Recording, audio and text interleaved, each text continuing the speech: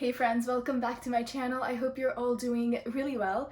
Today I'm here to talk to you about all the books I read in July and August put together. I know some people on BookTube are out here reading like 50 books a month.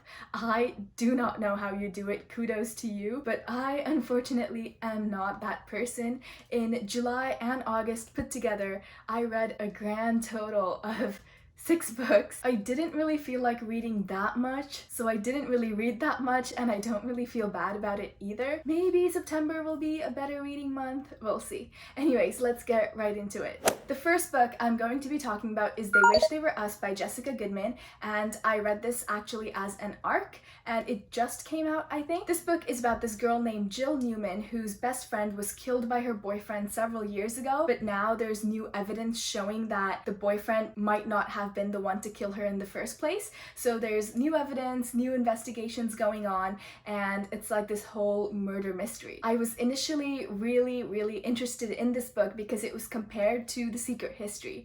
In the synopsis, it said that this is kind of like The Secret History, and The Secret History is one of my all-time favorite books ever, so I had huge expectations. Unfortunately, this book did not meet all of those expectations because, first of all, The Secret History is almost like a literary masterpiece. The writing is so beautiful in that book, and the prose in this book was okay. Like, it wasn't great or sophisticated, it was just okay. So that's one thing that disappointed me because I expected the writing style to be amazing. And second, I was 100% sure about who the real murderer was 20 pages into this book. Before the main character even started investigating anything, I knew who it was, and I was like, it's this person. It's literally this person. But the main character was just not seeing it, and I was so frustrated. I don't think this is one of those books that you should read very critically. I think it's a good book if you just want something quick to enjoy on the weekend or on a train ride, because it was a pretty quick read and it flowed really well as well. And I think that this is the type of book I would have really enjoyed in like grade 9 and grade 10. So maybe I'm just too old for it, maybe I'm not the right audience for it. If this book hadn't been compared to The Secret History at all, then I would have enjoyed it much more, because then I wouldn't be expecting all these things that never happened. So maybe I was just a little bitter that it was compared to The Secret History when it shouldn't have been. I ended up giving this book 2 stars, but I'm not saying that it was bad necessarily, it just wasn't for me. If it sounds like something you might still be interested in, then do check it out. The next book I'll talk about is also an ARC that I requested on NetGalley because the cover was so pretty, and that is We Were Restless Things. This book is about this boy named Link who drowned in the middle of the forest where there is no body of water nearby. So his death has always been a mystery because he drowned, but there's nothing for him to drown in nearby. But one of our main characters, Nomi, and her group of friends know that he really drowned in this secret magical lake that no one else can see except for them. The magical element in this book is really fascinating because this book takes place in the real world, so there's a bit of magical realism going on, and it's also kind of like a murder mystery, kind of. I ended up giving this book 3 stars because I actually really liked it. The writing style was lush and vivid, and the metaphors were beautiful, and the writing style is probably my favorite part of this book because it was just amazing. In the middle of chapters, every now and then, there were these dream journal entries, and these dream journal entries were some of my favorite things about this book, and that is because these dreams were so bizarre and nonsensical, but in a really good way. These dreams made no sense in any way, and it felt like I was reading someone's actual dreams, and it was so amazing. Aside from the dream journal entries, this book was told in 3 other perspectives, and the first one is Nomi. I actually really liked her. She was probably my favorite character in this book, but she's also that not like other girls type of character, and she's literally described as quirky and different, like in the book. So at times, it got a bit much, but mostly I did like her. Our second point of view was Jonas, and I really liked him in the beginning, but after a while he was just insufferable, and I did not enjoy his later point of view chapters at all because I just did not like him. And our last point of view was Amber, and she is Link's sister, the sister of the boy who died, and I actually really liked her as well. The only thing about her point of view chapters is that they added nothing to the plot whatsoever. Her point of view chapters were solely just about her thoughts and feelings and did nothing to push the plot forward. And talking about the plot, there wasn't really that much plot either. And if you look at this book overall, it feels more like a character study than a plot-driven story, and that's okay. But I think I would have preferred if there was a little more plot. I did enjoy it well enough though, so if you are someone who likes character-driven stories, you might want to check it out. I think it comes out in October. The next book I'll talk about was actually one of my most anticipated books for 2020, and that is Shortfall by Robert Jackson Bennett. This is the second book after Foundryside. Foundryside is about this thief named Sankhya who has the ability to hear scribed objects. And scribed objects are basically these objects that have been given magical properties. One day she gets hired to steal this really important artifact, and when she steals this artifact, she somehow gets involved in this war with the noble families of the city, and it's this huge mess. This book takes place in a steampunk-like world, and it's super cool. This was one of the best books that I read back in 2019, and I buddy read Foundryside with Nicole. Both of us loved it, which is why we buddy read Shortfall together as well, and both of us were sadly disappointed a tiny little bit. The only way in which I can possibly describe Shortfall is that this book had big brain energy, and perhaps my brain just wasn't big enough to understand it. This book was super concept heavy, and every page had something about the concept of time and space and reality and how all three of them connect and disconnect, and I was like, what is going on? I still loved all the characters in this book, but for some reason they just did not feel the same as they did in the first book, and I think that might have been because of the huge time skip between the first and the second book. Still, they just did not feel the same, and it felt like I was reading about completely new characters. There was a different villain in this book than there was in the first book, and both Nicole and I think that there will be a different villain altogether in the third book as well, and I don't really like that. I prefer if there's just one villain throughout the whole series, so that was another thing that I didn't really like about this book. Also, the villain is described as wearing this costume, and he floats around in this costume, and I just could not stop laughing because the image I had of him in my head was not scary, it was really comical. And the thing about this villain is that he makes everyone feel scared. He brings out their worst fears, and everyone, while in presence of this villain, feels sick to their stomach. So in every scene, our characters are quaking, and I am just trying not to laugh because imagining this character in his little costume floating around was just so funny to me. The saving grace of this book was my favorite character, Orso. He is an old man that's kind of a mentor to all the younger characters. He is so funny and he's always so grumpy. I enjoyed reading every single scene that he was in. I ended up giving this book 3 stars because it wasn't bad, even though I had very different and much higher expectations for it, and I'm still interested in seeing what happens to the characters, so I still might pick up the next book. We will see. But it just wasn't as good as the first book. The next book I want to talk about was actually a reread of one of my all-time favorite books in high school, and that is The Foxhole Court. I used to love this book, but it has been a good 5 years since I last read it, so I wanted to reread it and see if my opinions on it have changed at all. I did read it more critically this time around, but I did end up loving it just the same. I ended up giving it 5 stars. This book is about this boy named Neil Jostin, who is the son of a mob boss, and he has been on the run from his father's people for a really long time. Then he gets recruited to play Exy, which is a fictional sport in this book, for a university team. So he's playing Exy for this university, and he comes into contact with other people who are playing Exy but somehow know his father, and it's a huge hot mess. But I still love this book so much. I love all the characters in it. I love Neil, but I do feel like all the characters are unlikable in some way or the other. Not just the villains, but even the main characters themselves are so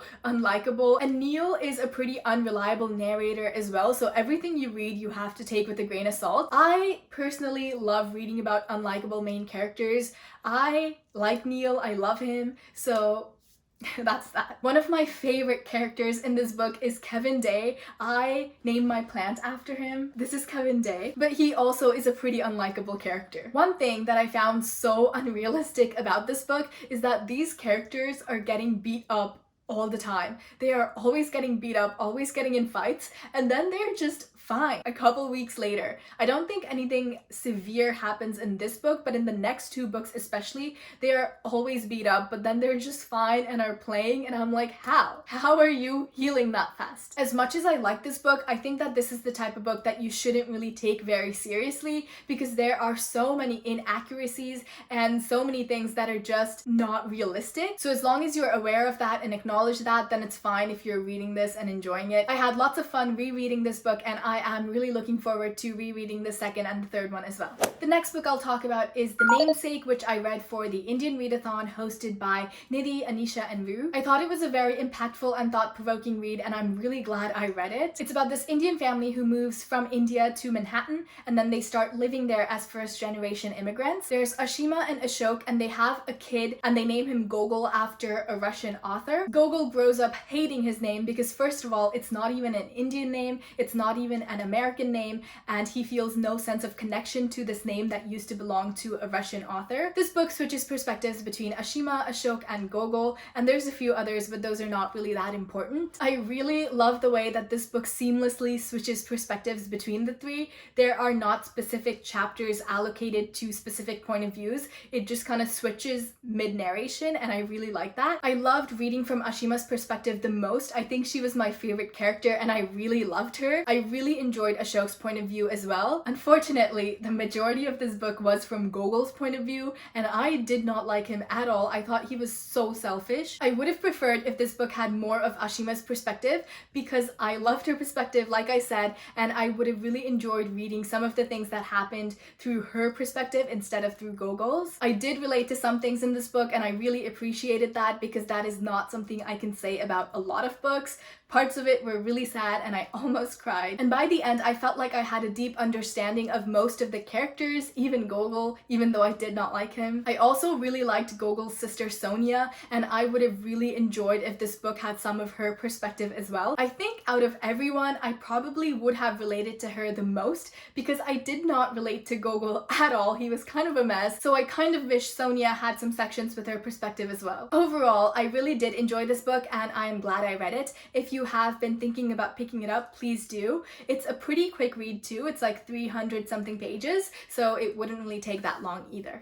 And last, but definitely not the least, I read The Dragon Republic by Rebecca Kuang. I am amazed and speechless and shocked and angry and upset and sad. Oh my goodness, this was so amazing. This book just killed me. Like, it killed me. I did not know what to expect going into this book, but I was not disappointed at all. For those who don't know, this book is the second book after the Poppy War, and the Poppy War is about this girl named Rin who goes to this military academy to learn how to become a soldier. The first half of that book is about her learning how to become a soldier, her at school, learning all these things, and the second half of it is about the war. And don't worry, that's not really a spoiler because it's literally called the Poppy War and it's also in the synopsis. But basically there's this huge war and we see how this war changes the lives of Rin and all her classmates, and it's amazing and so impactful and so terrifying at the same time. Like I said, the Poppy War is about this huge war, but the Dragon Republic is about smaller battles and strategic warfare and politics, and it's so fascinating the way that these characters navigate through these different situations. I loved reading about it. Rin is a fascinating character because I do not like anything that she does, but I do want her to succeed in everything she is doing. I absolutely adore Katai and I love Venka as well. And Naja used to be one of my favorite characters in the Poppy War. I don't know what's up with him in this one, but I'm so excited to see what happens to him in the next book. And by excited, I mean scared because I am terrified about what might possibly happen in the next book. I really need to talk about some spoilers here, so if you have not read The Dragon Republic, please leave this video right now, I beg you. This is the last book that I'm going to be talking about, so you won't miss much except for the spoilers, so Goodbye. Into the spoilers. One thing that I really liked about this book is that Rin didn't have her powers for most of it, because in the first book, she just burned stuff at the snap of a finger and she was so powerful. But I feel like if she had her powers in this book, she'd just be too powerful. This book would not be the same if Rin had her powers. So I really appreciated that she had to navigate through most of this book without her fire. I also really need to talk about Naja, because what the heck? Not only did he stab me in the back because he used to be my favorite character, he also literally stabbed Rin in the back. What is up with that? But he did let them get away in the end because he obviously saw them going but didn't stop them when he could have, so maybe he's gonna come around in the next book. But if he is the villain until the very end of the next book, I will cry. Tears will come out of my eyes. Sometimes I wonder if talking about Naja is a spoiler in itself because he was supposed to be dead at the end of the Poppy War, but I don't think anyone actually believed he was dead because first of all, he kept dying and then he kept showing up. So even when he got consumed by all that gas, I did not believe for a second that he was actually dead. I was 100% sure that he would show up in the next book fine, and he did, but I do wonder if that's considered a spoiler that Naja is alive in the Dragon Republic. Also, the Hesperians and Petra made me so mad. They made my blood boil. I was so mad in every single scene that they were in, especially that one guy. What's his name? Officer Turkit? That one important white guy. I was so angry, and the fact that Naja would just sell Rin off to these people, I was so mad. And what happened to the twins at the end? I am so heartbroken. Also, Katai and Rin's bond. The way Katai broke Rin out of that tower, oh my goodness, Katai was such an MVP. I love him so much in this book. I'm so excited to see what becomes of Katai and Rin and their bond in the next book, but I'm also so scared because now not only is Rin in danger all the time, Katai is also in danger because Rin is in danger. Anyway, here is my prediction for the Burning God.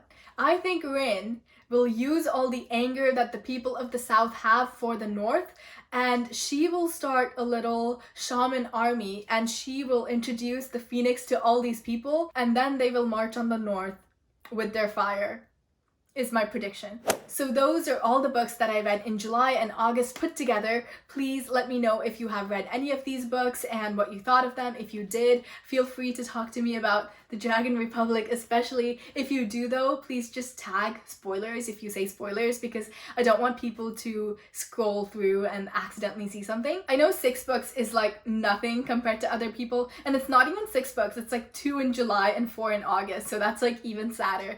But I don't really care. Maybe September will be a better reading month, we'll see. Anyway, my name is Ishi. Thank you so much for spending time with me, and I hope your day is as wonderful as you are.